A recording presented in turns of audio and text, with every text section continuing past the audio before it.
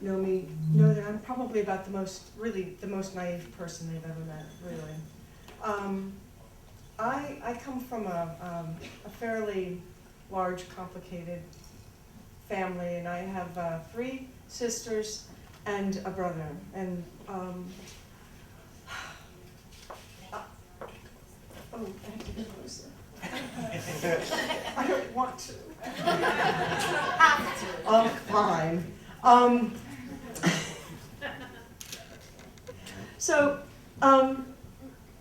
I just am probably I just have always believed in the happy ending. I've always thought that everything was going to work out really well. And this family of mine, my sisters were great, my brother was horrible.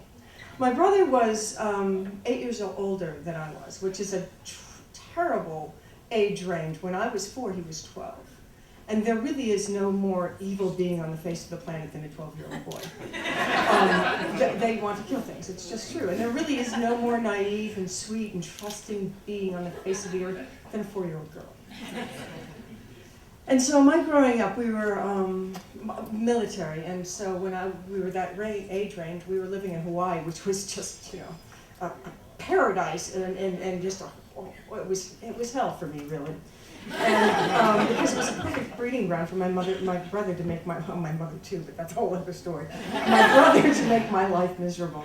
And it was the typical stuff. It was the whole, the Lucy holding the ball and Charlie Brown kicking it and falling on it. He did it all the time. There was a seesaw thing where he'd get me on it. Oh, it'd be great, it'd be great. It's best if you're on the end. And it'd go up and down, and then, of course, being a big, heavy guy, he'd jump off and I'd go flying and everybody'd laugh, and that was a pretty typical one.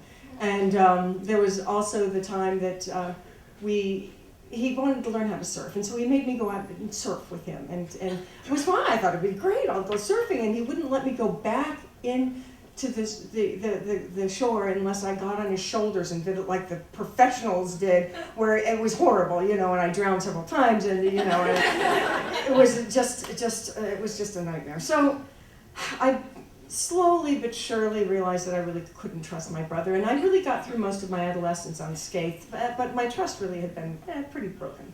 And we grew up and got older, and he went to Vietnam.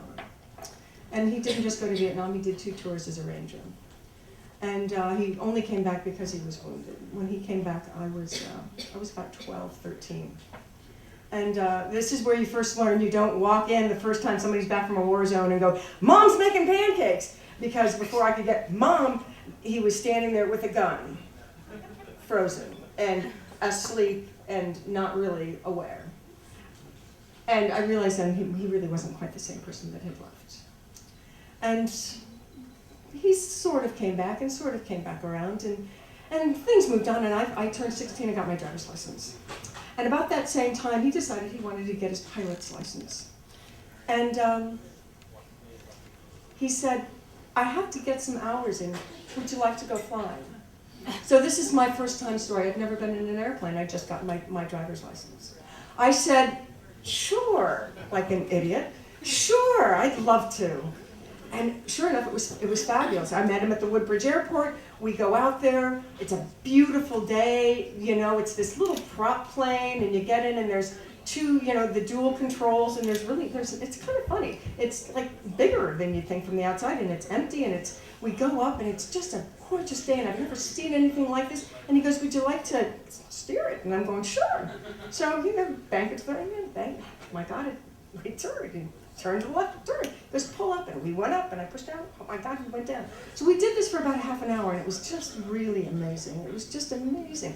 We're having a great time. And I said, "John, I've got a job." I had gotten a summer job. I said, John, I've got to go back." He goes, "Fine." And he goes, "But turn it around." I said, "Turn it around." So we're heading back to the Woodbridge Airport. And I hear this noise. And this is a wonderful thing about flying a plane. You can actually turn and not worry about running into anything.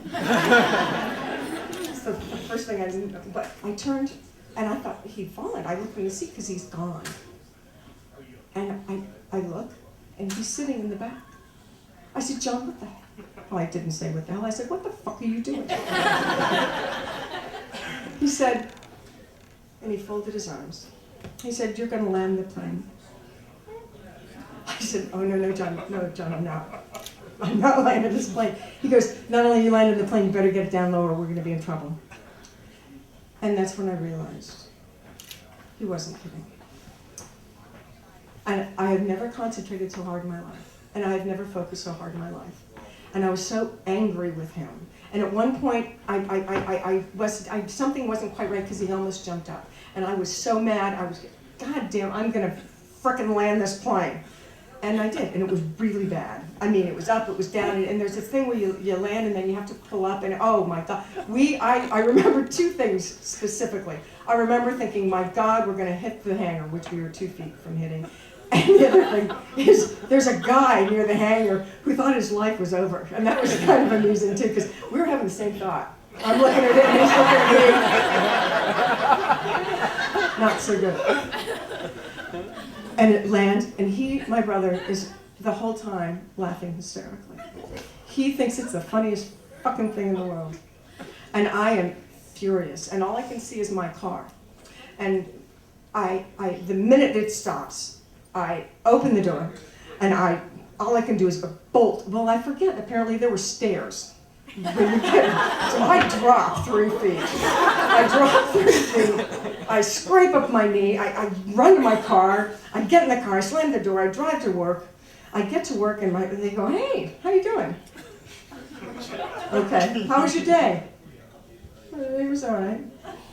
Who's on tonight? And the night went on. I didn't tell anyone. I couldn't. It was the weirdest mix of emotion, and most of it was embarrassment. And I have to say, it did have an impact on the way I trust people. You know, if somebody says, oh, it's great, I gotta go, oh, how much is it gonna cost me, and am I gonna lose my life doing it? But I also, I look the gift, and then I just can't help it, I gotta give them the benefit of the doubt.